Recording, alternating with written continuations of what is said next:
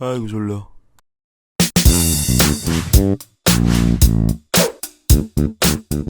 오 좋다! 주머니 턱PD입니다. 자 여러분, 오늘도 오랜만에 사육 가이드인데요. 여러분들이 그토록 원하고 원하시던 호스필드 육지거북입니다. 그럼 호스필드 육지거북 어떤 아이들인지 한번 알아보고 그 다음에 사육 방법 설명드리도록 하겠습니다. 렛츠고! 자, 우리의 이 귀염둥이 호피리들, 호스필드는 국내에서 접할 수 있는 육지거북이들 중에서 가장 소형종으로 자라기 때문에 우리나라에서 인기가 상당히 핫한 육지거북입니다. 뭐 사실 유럽이나 미국에서도 많은 인기를 받고 있습니다. 자, 이 호스필드 육지거북의 학명은 아그리오네미스 호스필드. 네, 그렇습니다. 학명이 호스필드입니다. 그래서 우리도 호스필드라고 부르게 된 그런 케이스인데요. 사실 근데 영명이 상당히 많습니다. 일반적으로 제가 호스필드를 수입할 때에는 러시안 톨토이스라고 대부분 명시되어 있고요. 그 외에도 네발가락 거북, 아프간 거북, 뭐 중앙아시아 거북, 러시아 사람들은 대초원 거북이라고도 부릅니다. 이름이 참 많은 친구들입니다. 저도 이름이 참 많은데요. 뭐 턱피디, 턱주가리, 턱돌이, 뭐 어쨌든 이 영명 덕분에 알 수 있는 건 발가락이 4개다. 그러니까 5개라 생각하셨다가 4개, 발톱 부절이네, 이렇게 생각하시면 안 됩니다. 아시겠죠? 자, 이 호스필드 육지거북의 서식지는 아프가니스탄, 러시아, 파키스탄 뭐 이런 곳을 비롯한 중앙아시아, 이 중앙아시아에 넓게 분포하여 서식하고 있는데요. 원래 호스필드는 동일음암과 같은 테스투도 속, 현재는 아그리오네미스 속으로 분류되어 있지만 뭐 사실 지금도 유전자를 비롯한 다양한 형태가 매우 비슷하다고 알려져 있습니다. 뭐 그래서인지 키울 때 뭐 헤르만과 비슷한 면이 상당히 많이 있습니다. 자, 그리고 수명, 이 녀석들 몸 크기가 작아서 수명도 짧을 거라고 생각하시는 분들이 많이 계시겠지만 사육상의 평균 수명은 40에서 50년 정도, 60년 이상 사는 개체들도 많이 있다고 합니다. 몸 크기는 수컷의 경우 15cm 내외 정도, 암컷의 경우 알을 가지기 위해서 더 크게 자랍니다. 20cm 내외 정도까지 자란다고 생각하시면 되고요. 뭐 그래도 레오파드나 설가타에 비하면 정말 소형종이죠. 자, 그럼 이 녀석들 어떤 녀석들인지 알아봤으니까 이제 사육 방법 설명드리도록 하겠습니다. 렛츠고!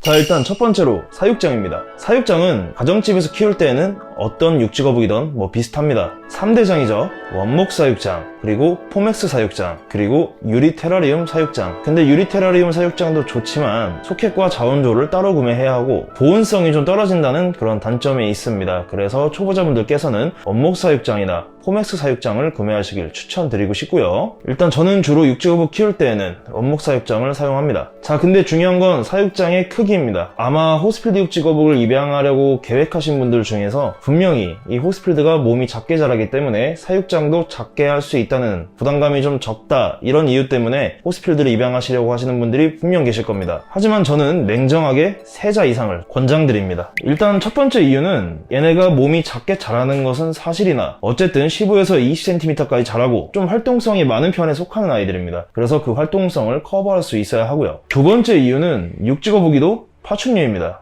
그리고 변온동물이죠. 때문에 핫존, 쿨존을 나누어서 이 개체들이 알아서 체온을 조절할 수 있도록 해줘야 합니다. 근데 뭐 물론 야행성 동물들은 하부 열원을 통해 핫존을 제공하기 때문에 비교적 사육장이 작아도 가능하지만 육지거북은 일광욕을 하는 동물이고 상부 열원을 제공해야 하기 때문에 3자 미만의 사육장에선 좀 어렵다고 볼 수가 있습니다. 뭐 물론 제가 지금 이렇게 말해도 3자 미만으로 하실 분들은 분명히 계시겠지만 제가 그것까지 뭐 어떻게 감나라 배나라 할 수는 없지만 저는 그래도 3자 이상을 추천드립니다. 자, 그리고 모든 육지거북이들은 호흡기가 약하기 때문에 환기가 매우 중요합니다. 때문에 환풍기를 설치해주면 정말 좋고요. 환풍기가 이미 없거나 환풍기를 제공해줄 상황이 아니시라면 하루에 3-4회 정도는 환기를 시켜주시면 좋습니다. 자, 사육장 준비되었으면 이제 조명과 온도를 세팅해줘야 합니다. 말씀드렸다시피 일광욕 지점과 핫존을 제공해줘야 하기 때문에 사육장 한쪽 끝에는 베스킨 스팟을 세팅하셔서 핫존 제공해주시고요. 사실 서식지역이 중앙아시아에 넓게 분포되어 있기 때문에 뭐 온도도 제각각이긴 하지만 평균 28도 정도로 잡아주시면 되고요. 핫존 온도는 30도에서 최대 35도까지 제공해줄 수가 있고요. 쿨존은 24도에서 27도까지 잡아주시면 되고요. 핫존, 쿨존 나누기가 도저히 어렵다 하시는 분들은 자동온도 조절기 센서를 쿨존에 잡아주시고 27도로 세팅해주시면 됩니다. 야간 온도는 20에서 22도 정도가 적정 온도지만 베이비들은 오히려 잘못될 수가 있으니까 24도만 잡아주셔도 좋습니다. 야간에 스팟을 소등하였는데 온도가 24도 미만으로 좀 많이 떨어진다 하시는 분들은 나이트글로나 세라믹 램프 사용하셔서 24도 맞춰주시길 바랍니다. 그리고 당연히 주행성 동물이니까 자외선을 제공해주기 위해 UVB 하루 12시간 정도 틀어주시면 됩니다. 자, 다음은 바닥재와 습도입니다. 자, 말씀드린 것처럼 서식 지역이 중앙아시아에 널리 분포되어 있는데 그만큼 서식 환경도 드넓은 초원부터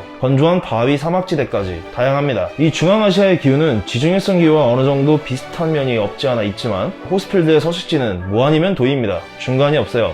여름에는 극도의 더위, 겨울에는 극도의 추위. 그래서 겨울에는 야생에서 겨울잠을 자곤 하지만 여름에는 어떻게 하느냐, 뜨거운 열을 피하고 탈수를 막기 위해 흙 표면에 버로우하는 습성을 가지고 있습니다. 그래서 물론 우리가 키울 때에도 버로우를 하려고 하는 습성을 매우 많이 보여주기 때문에 우리도 그에 맞는 바닥재를 제공해줘야 합니다. 자, 그 버로우를 위해서 재질이 부드럽고 파기 좋은 코코피트를 가장 추천드립니다. 물론 코코피트만 사용하셔도 되고요, 코코피트 7대, 황토 3 정도를 섞어주셔도 됩니다. 다만 황토의 경우 많이 건조해지면 입자가 날리게 돼서 눈 점막에 들어가게 된다면 안구 질환을 유발할 수가 있습니다. 그래서 이 점 꼭 유의하시길 바라고요. 자, 그래서 핫존 부분은 2에서 3cm 정도로 깔아주셔도 되고 중간 지점부터 쿨존까지는 5cm 이상으로 버로우를 할 수 있도록 도와주시면 됩니다. 습도는 일반적으로 50% 정도면 충분하지만 이 호스필드는 베이비 때 유독 몸이 약하고 건조할 경우에 호흡기 질환이나 눈병으로 이어지는 경우가 많습니다. 때문에 베이비 때 데려와서 약 1년 정도는 70% 정도 습도를 유지해 주시면 좋습니다. 그래서 하루 1회나 2회 정도 흙 안쪽까지 간단하게 분무를 해주시면 도움이 됩니다. 자, 사실 버로우를 주로 하는 애들이라 장식품은 따로 필요는 없지만 쉴 때에는 빛이 좀 없는 아늑한 공간을 좋아하는 아이들이라서 바닥재 두꺼운 부분에 상부에 간단한 은신처나 가벼운 유목 같은 거 제공해주시면 좋습니다. 자, 다음은 물그릇과 먹이 그릇입니다. 물그릇은 당연히 식수를 제공하는 역할이기도 하지만 이왕이면 몸 전체가 들어갈 수 있을 정도의 크기, 그리고 깊이는 개체의 목 위까지 올라오지 않는 깊이, 이런 물그릇 제공해주시면 아주 좋고요. 먹이 그릇은 인펙션 방지를 위해서 필수입니다. 평상시에 좀 번거롭다 하시는 분들은 평소에는 빼두시고 먹이 급여하실 때에만 먹이 그릇 놔주시면 됩니다. 자, 다음은 가장 중요한 먹이인데요. 역시 먹이는 우리나라에서 접할 수 있는 것들이 매우 한정적입니다. 그래서 육지거북들의 먹이는 매우 공통적이고요. 그래서 저희 오른쪽 상단에 육지거북 먹이 정보 영상 참고해 주시면 감사하겠습니다.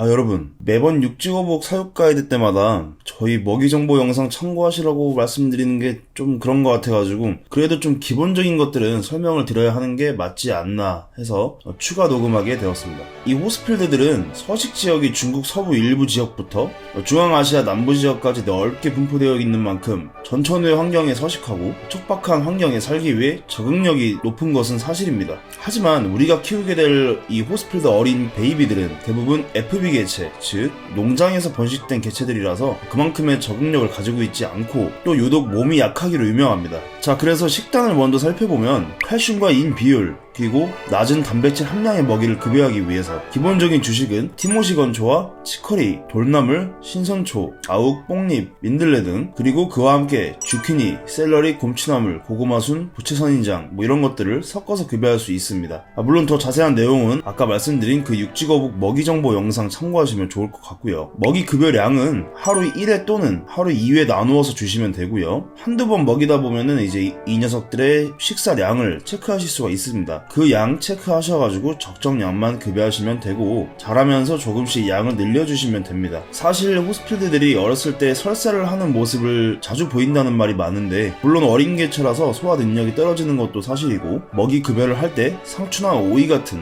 그런 수분이 많은 야채를 급여하는 것도 원인입니다. 성체가 되었을 때도 물론이고 베이비 때는 당연히 더 조심해야 하는 것 잊지 마시고요. 자, 이 식단도 매우 중요하지만 또 폐사하는 개체들에게서 공통적으로 보이는 증상인 백악과 복갑이 물러지는 대사성 질환인 감연화증이 가장 문제입니다. 말 그대로 대사성 질환이고 엔비디아와 같은 그런 질환이라고 생각하시면 되는데요. 칼슘과 비타민 D3 결핍 증상이 원인이고 칼슘의 경우 먹이 공급과 더스팅을 통해서 기본적으로 해결할 수는 있지만 아무리 칼슘 비율이 좋은 먹이 그리고 칼슘이 함유된 영양제를 섭취한다고 해도 체내 칼슘의 흡수를 촉진하는 콜레카시페롤 즉 비타민 D3가 원활하게 공급되지 않으면 체내에서 칼슘을 흡수할 수가 없기 때문에 말짱 도루묵입니다. 그래서 비타민 D3의 섭취가 매우 중요한데요. 아까 말씀드린 UVB 사용은 당연히 필수이지만 UVB만으로도 야생의 자외선을 따라갈 수가 없기 때문에 보충제를 통해 보충해야 하고요. 아까 말씀드린 야채들만으로는 적정 칼슘 섭취량을 제공할 수가 없기 때문에 칼슘제를 더스팅함과 동시에 비타민 D3가 포함된 칼슘제로